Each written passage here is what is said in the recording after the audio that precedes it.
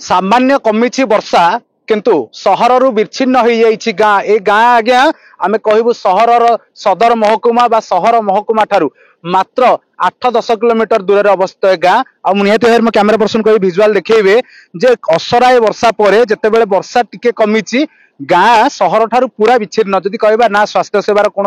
Ambulance पहुंची पारुछि ना शिक्षा पे पिला माने गाड़ी रे जाई पारुछंती ना कौन प्रकार गमनागमन हो पारुछि संपूर्ण भाव में विच्छिन्नांचल पर विच्छिन्न हो रही सहर ठारू आम सहित अंचलवासी सीधासल कथा हवा जगह यही अवस्था केबेठु एमिति आपण देखुछंती जे जो पानी आसीबा आ विच्छिन्नांचल भाव में केमिति देखुछंती ए बिल सरकार बदलुछि समस्त बदलुछन सरकार सहित बदलुछि ताले हमर होछि ओडापड़ा ब्लॉक खुंजाई पंचायत विद्यानंद ग्राम आर स्थिति किछि बदलुनी भाई दुखद खबर आगुर तो जो सरकार थिले जहाँ तो कले 24 वर्ष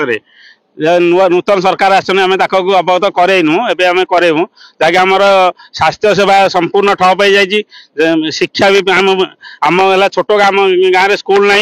जहाँकि बेस आमर ये पाख मौजा पिला पाठ पढ़ाई सेठी भी पाठ पढ़ाई आज भी पिला जापाना एमती भी जो वर्षा दिन 4 मासरू मिनिमम 3 मास पाठ पढ़ा छुआ शिक्षा माने बंद हो संपूर्ण रोगी सेवा छाड़ न कहटा भल आप निजे देखी पारे प्रशासन भी किसी ना कि अवगत कर वीडियो गाड़ी आस गाँव को सी भी जानूँ सी भी किसी माने कम करूना क्या जनइबू आम दुख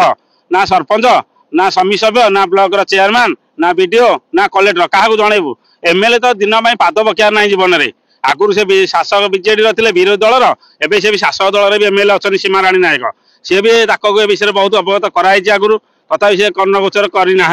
यह दुखद खबर जहाँकि केनाल आमर जो रेंगाई केनाल जाइए रेंगाई केनाल पानी यहाँ आसिक आम प्रभावित करुच्ची तो सरकार से रेंगाई केनाल स्टेप नहीं जाते ताल आम भी सुविधा पातु जदि तापति अनेक गोटे जोर माने ब्रिज करदे भी हेटार भी आम भी सुविधा पातु जोटा गोटे दुख मैंने आम बुझा कैमेरा पर्सन कह आपको दृश्य देखिए जे साधारण लोकटे ये आसवाई जीवन को बाजी लगे पड़े विपद संकुल भितर यातायात करा पड़े जार अति जरूरी काम पड़े से बाध्य होइकी निज जीवन को पानी छड़ी रास्ता अतिक्रम करती यही सामान्य गोटे छोट पोल अच्छी जो पोल ही भरसा और पोल उपर पाखापाखि 2 फुट रु 3 फुट उच्चर पानी और पानी स्रोत आप देखी जानीपे जे केते विपद संकुल भितर अच्छा लोक मैंने आ जो ओड़ापोड़ा ब्लॉक रही विद्याबंध गाँ जहाँ खुंटुझरी ग्राम पंचायत भितर आसूची सरपंच मैंने जानते दिन दिन पर दिन बीतुची समय बीतुची वर्ष बीतुची सरपंच बदलुंट किंतु बदली पारुनी जो व्यवस्था रही यातायात व्यवस्था रही है अंचलवासी अच्छा आज्ञा आप जो पानी भितर साधारण जिते गोटे जरूरी काम पड़े कह स्वास्थ्य खराब है केमी यातायात करते केवे देखिले संपर्क क्या अभियोग आगुरी कर आमर तो संपूर्ण बंद यहाँ गोटे रास्ता यहाँ आम मुख्य रास्ता यही बाटे पिला पाठ पढ़िया जाऊँ स्वास्थ्य सेवा आमर ये सब पाखे ये गोटे बाट किंतु आज पर्यंत कहीं भी यहाँ अणदेखा कहीं भी आखि नहीं कहीं अनौना आम पिला पाठ पढ़ा पिला पूरा संपूर्ण 3 मास टोटाल बंद स्कूल जदि मेडिकल कार अति इमरजेंसी आंबुलांस तो आंबुलांस आसपारे आम टेकिकी आणुचु लोक 2 थर 3 थर आम टेकिकी आणुचु एपटे दोलारे टेकिकी आणुचु आ कौन करिवु आज भी उपात आज्ञा देखो आज भी उपात अंचल परिका सहर एत निकट थी आज भी लोक दोलारे बुहा होती नदी पार होती जिते सरकार बदलुची एवं विभिन्न व्यवस्था बदलू सरपंच बदलुंट ता भर आप व्यवस्था केमती देखुं आज्ञा कौन देखिए आज्ञा एमएलए तो बारंबार कहले केबे भी पाद भी पकाउना आमर तो सरपंच छाड़ू प्रति 5 वर्ष समस्ते जन जन सरपंच हेले कई माने मेन प्रोब्लेम है यहाँ आमर आम यहीटा ही अभियोग जाए पंचायत हो कि आमर ब्लॉक रे हो कि आमर कलेक्टर को समस्त दिखाई समस्त अणदेखा आज्ञा देखिए कैमेरा पर्सन को देखिए जो नाल रही जो नई रही नईर आरपटर दृश्य आपको देखिए लोक मैंने सेमिति अपेक्षा करक आसवाई कौन चाह ना कौन राह ना गोटे मात्र बाट हूँ मुख्य रास्ता हूँ गाँव रही रास्ता और रास्ता उपर 3 फुट उच्चर ऊपर पानी जाऊँगी जहाँ विपद संकुल रोचे जो मैंने स्वास्थ्य कथा जमी कहते ये कौ नगड़ा अंचल नुहे कौन दुर्गम अंचल नुहे तथापि सहर एत निकट रही लोक दोलारे बुआउछन्ति आज्ञा चाष जमी उपर केमती प्रभाव पड़े जो पानी आसुची चाष जमी भीतर तो बहुत दुख केनाल जाइकी बर्तमान भी बेहुड़ा सरीवा उपरे किंतु बर्तमान आम गाँव में बेहुड़ा वर्षण किसी भी हो पारनी या दुखरे आम रोच जड़े किसी केनाल सुविधा भी आम कि पाइपारनु आउ गोटे रोगी जदि विपद में पड़ुची सी भी ढेंकानाल पाखरे आम 7 किलोमीटर हो मेन मेडिकल सी भी पर्यंत पहुँची पारुनी कौन कह सरकार तो बदलुंट ବିଭିନ୍ନ ବର୍ଗର ଲୋକ ବି ଆସିକି ଦେଖୁଛନ୍ତି,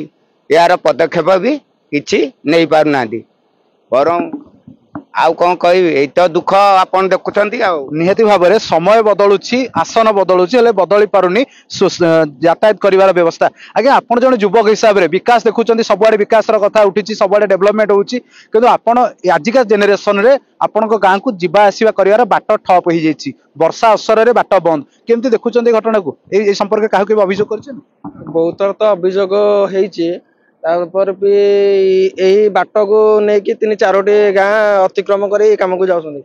ତାପରେ ବି ଆମର କୋରେଗାଡିଆ, ଖୁଣ୍ଟୁଝରି, ପାଳସୁଦା, ବର୍ଷଘରିଆ ଲୋକମାନେ ବି ସବୁବେଳେ ଏଇ করে ଯାଉଛନ୍ତି କାମକୁ। ଆଉ ସ୍କୁଲ ବି ଯାଇପାରୁନାହାନ୍ତି ପିଲାମାନେ, ବହୁତ ଅସୁବିଧାର ସମ୍ମୁଖୀନ ହଉଛନ୍ତି। ଯେହେତୁ ପାଣି ସକାଳୁ ବି ଲାଗିଛି, ଏପର୍ଯ୍ୟନ୍ତ ପାଣି ଛିଣ୍ଡିବାର ନାହିଁ। ଲୋକମାନେ ସେକରେ ସେମିତି ଅଛନ୍ତି, କେହି ଏକରକୁ ବି ଆସିପାରୁନାହାନ୍ତି। ସାଧାରଣତଃ ଯେତେବେଳେ ଛୋଟ ପିଲା କି ଯଦି କିଏ କମ ବୟସ୍କ ଲୋକ ଆସନ୍ତି, ଭାସି ଯିବାର ତ ଭୟ ମଧ୍ୟ ରହୁଛି। ବହୁତ ସମ୍ଭାବନା ଅଛି ଭାସି ଯିବାର। ଲୋକ ଆସୁଛନ୍ତି ପାଣି ଦେଖିକି ଡରିକି ବି ପଳଉଛନ୍ତି। କେତେ ଆପଣ ଅତିକ୍ରମ କରି ପାସ୍ କରିକି ଏକରକୁ ଆସିଲେ, କେତେ ପାଣିର ସ୍ରୋତ ଅଛି? କେତେ ପାଣି ବହୁତ ସ୍ରୋତ ବହୁତ ଜୋରରେ ଅଛି। ତଥାପି ଆମେ ଜୀବନକୁ ପାଣି ଛଡେଇକି ଏକରକୁ ଆସୁଛୁ। ଆଉ କଣ ପାଇଁ ଆସିବାକୁ ବାଧ୍ୟ ହୁଅନ୍ତି ଆପଣ? ଯାହା ବି ମେଡିକାଲ କେସ୍ ହେଲେ କି ଯାହା ହେଲେ ବି, ଯୋଉ ଜିନିଷ ହେଲେ ବି ଆସିବାକୁ ପଡିବ ନିହାତି। ଆଜ୍ଞା, ଦିନ ପରେ ଦିନ ଗଡି ଚାଲିଛି, ବର୍ଷ ପରେ ବର୍ଷ ଏବଂ ମାସ ପରେ ମାସ ମଧ୍ୟ ଗଡି ଚାଲିଛି, ହେଲେ ସମ୍ପୂର୍ଣ୍ଣ ହେଇପାରୁନି ଏଇ ବ୍ରିଜ କାମ, ଯାହା ଫଳରେ ସମସ୍ତଙ୍କର ସ୍ୱପ୍ନ ଏବେ ଏଇ ରାସ୍ତା ଉପରେ। ତେବେ ଦେଖିବା ବାକି ରହିଲା କେବେ ପ୍ରଶାସନ ନଜର ପଡୁଛି ଆଉ କେବେ ବିଦ୍ୟାବନ୍ଧ ଗାଁକୁ ନିର୍ମାଣ ହେଉଛି ଏକ ବ୍ରିଜ। ଢେଙ୍କାନାଳ ବିଦ୍ୟାବନ୍ଧୁ ଆଶୁତୋଷ ପାଢୀଙ୍କ ସହିତ ବିଜ୍ଞାନ ମହାନ୍ତି, ଆଦର୍ଶ ପ୍ଲସ୍।